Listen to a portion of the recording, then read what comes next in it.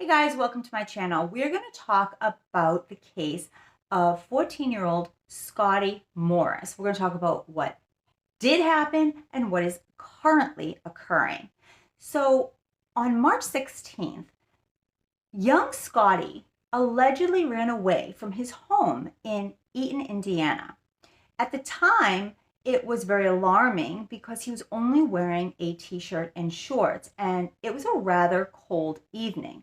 So the police took immediate action in trying to find young Scottie and were very concerned, for his health, given what he was wearing and the temperature outside. And Scottie was gone for quite some time, and he is now safe. He has been located. But let's talk about how the story kind of evolved from a 14-year-old who maybe had an argument with his parents and ran away into something that is causing a big stir on social media and a call to action. When Scottie went missing, a picture came out so that, people would know what the boy looked like and, who they should be looking out for. When this picture was released, it was shocking to most people. He was wearing a white t-shirt that became known as the shirt of shame. And on this t-shirt was all kinds of sentences and images that were really self-deprecating. I mean, it was, I am a liar, I hurt my brother, etc., etc. And there was some confusion initially about this shirt. So most people believed it to be a punishment, a humiliation tactic done by the parents. But allegedly, the oldest sister took to social media and claimed this to be a white lie shirt. If you're not familiar with what that is, I wasn't. I had to ask my teenager who was familiar with it. It is kind of a trend where you would take a shirt and you would write something on it, but it would be the opposite of the truth. So let's say you're the fastest runner on the football team, then your shirt might say, I am the slowest person on my team. She kind of said that that's what the shirt was, but it was soon confirmed that it was a punishment. So did she just not know that her parents had punished him in this manner and she assumed that that's what the shirt was? Or was she trying to cover for her parents? We don't know. But at any rate, the picture that was released of all the photos that you might use for a missing persons photo of your child was shocking. I mean, this picture showed a very sad boy, a boy that looked to be really almost in a state of despair. He had clearly been crying. He was wearing this god-awful shirt, and now it was out there for everybody to see. People began commenting all over social media immediately. And I'll tell you that one of the most active places to see information about Scottie and to really get a sense of what people were feeling and thinking was Reddit. So on Reddit, people would come forward that claimed to know the family personally.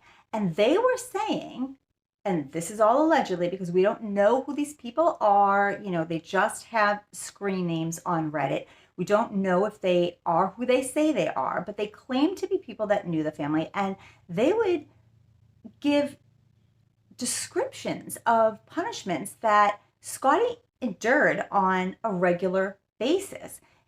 Some of those included having everything taken away from him, including his mattress, and being made to sleep outside in a tent as a form of punishment.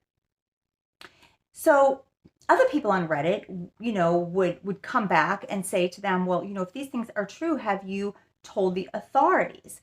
And, they claim they did. Who knows? But soon we would find out that Scottie was found. And initially, the police just said, we have a great update. and they said, they had located him. But they said in that first update that he was going to the hospital to be checked out, and then he was going to be put in a safe environment, allegedly through the Department of Family and Children's. But it seems that he was with his mother when he was located. And, he did have a biological mother and father both living in the home, but the mother has taken the brunt of people's opinions on social media because she's the one that has kind of been the face of the home. She's the one that gave a press conference, or a plea for Scottie to return home.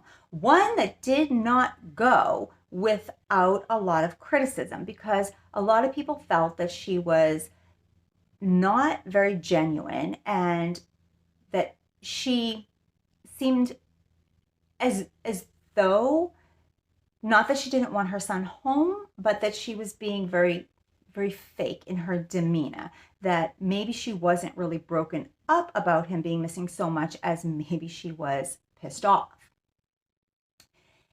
The dad has really not shown his face, and Scottie has a twin sister who was very vocal on social media as well. And when people were poking and prodding as to where is the father in all of this, she would go on social media and say he's out looking for his son. That's why you're not seeing him on social media. He's too busy looking for his son. So we didn't get much of a sense about the father.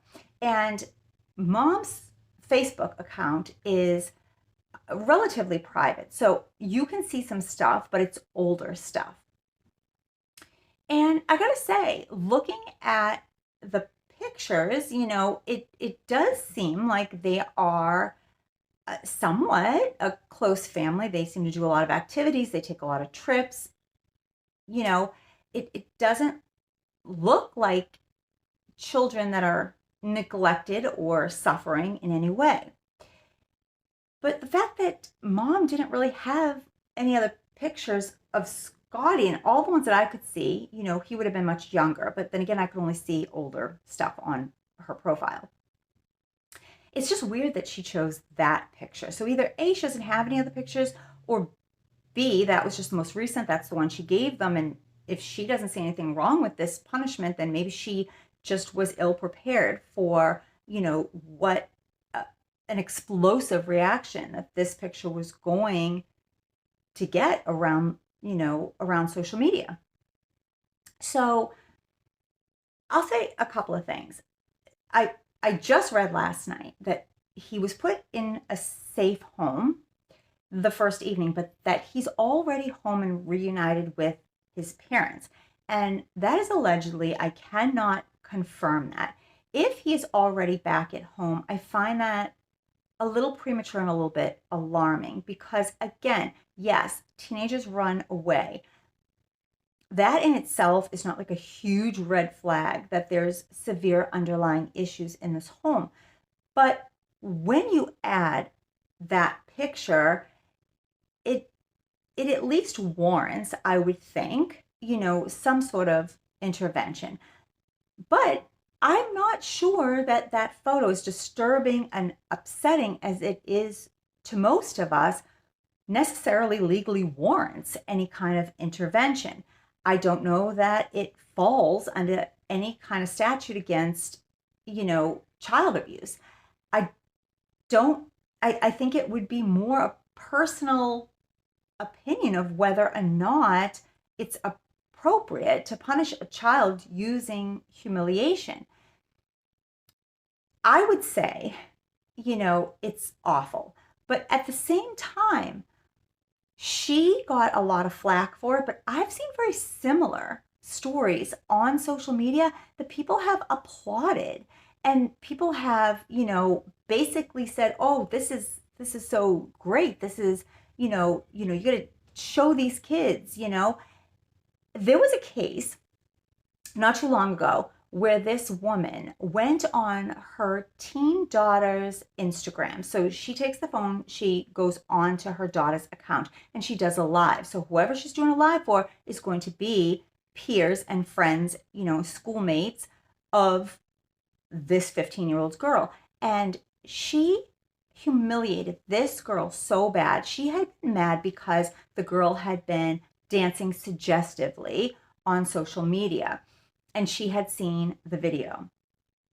So she goes on there to say, oh, she thinks, she's sexy and she's this and she's that and she's grown. She said, but let me tell you about her. She goes on to belittle the girl's hygiene. If you think she's so hot and she's so sexy, like she doesn't even know how to wash her own ass correctly. I have to tell her to take a shower. I have to tell her to brush her teeth. Just really horrific things. The girl was in the background covering her face, clearly embarrassed, distraught, all of it. And there were some people that thought what she did was wrong. There was a bunch of people that thought what she did was great. And they were, just saying, we need more moms like this, you know what I mean? That don't put up with this from the kids and let them know who is boss. There was another video where a woman had cut her teen daughter's hair on social media live and stated that she had warned her if she kept being on social media all the time and not doing her schoolwork, if her grades didn't increase, she was going to, butcher her hair off. And she said, I'm sticking to my word. I warned her, and her grades are still plummeting, and her face is always in the phone. So this is happening. And she cuts her hair on social media. And again, yes, some people said this is horrible. And a bunch of people were, clapping and saying that this was like mother of the year here. So for as many people that think that this type of punishment, this type of behavior is abusive, there's always going to be people who think that, having the kids wear signs about what they did wrong and all of these things is really great parenting and really, putting down the law. Tell me what you think about it. So if we're just going by that punishment alone, may not necessarily be, even though it completely upsets us and, we can't fathom doing anything like that to our own children, it may not constitute abuse, and it may not have been a reason not to reunite Scottie with his parents. And we don't know what Scottie said when he was interviewed. We don't know how the interview with the parents went. We don't have a lot of that information, but allegedly he is back home. Tell me what you think about that. Do you think that Scottie should have been kept out of the home longer until, we really got a sense of what was going on there? A lot of people feel that he may have been the family scapegoat because when his siblings took to social media, there was a sense of unity with the parents, and even the sister bashing Scottie when he was still on the run on social media. He's always in trouble. He's a liar. He does this. He does that. So you really saw unity between the siblings and the parents, and it seems that, Scottie is kind of really the black sheep of the family. And there's actually, now listen, I don't know Scottie. I don't know if he was like, a problem child or not. I don't know the parents. So was Scottie just such a handful? Was he always just causing some kind of ruckus within the family? Had they exhausted every other means of discipline and they were at their wits' end and they just were trying to find something that would work with this child? We haven't heard a lot, from his teachers and things to kind of back either the parents' version of his behavior or to speak out against it and say, no, this kid is, wonderful. But, it does sound like his punishments, if we can believe anybody who is telling what they know, it sounds like his punishments were getting more and more extreme. At one point it was alleged that they shaved his hair as a punishment. Then they did the shirt thing, which does seem to be confirmed. That they took everything away from him right down to his mattress, that they had him as some kind of punishment, go sleep out in the tent. I don't know if that was like you don't know how to follow the rules in here, or you don't appreciate all the luxuries in here, like go sleep outside. I don't know.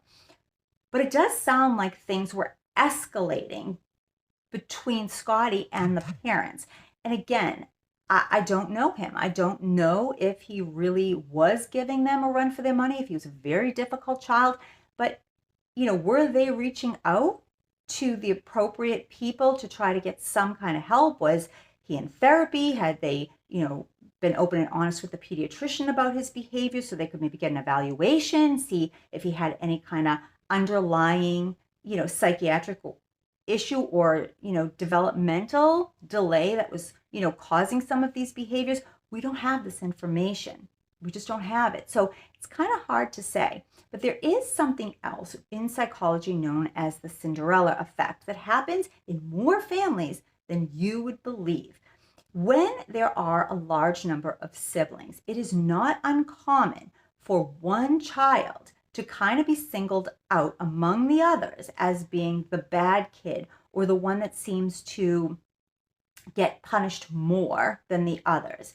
And in some cases, it becomes very, very extreme. And you'll see this kind of weird dynamic where the other children do kind of align with the adults and kind of start to become desensitized to the treatment of that one child and almost dehumanize that child in their own minds, where they can see them constantly being punished, even extremely. And it's normal to them, or it feels and seems justified in their own minds. And you wonder if something like that was going on in this family when you see the way that the siblings were also talking.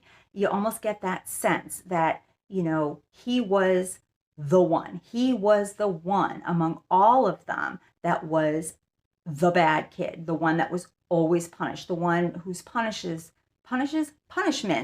were far more excessive than the other kids.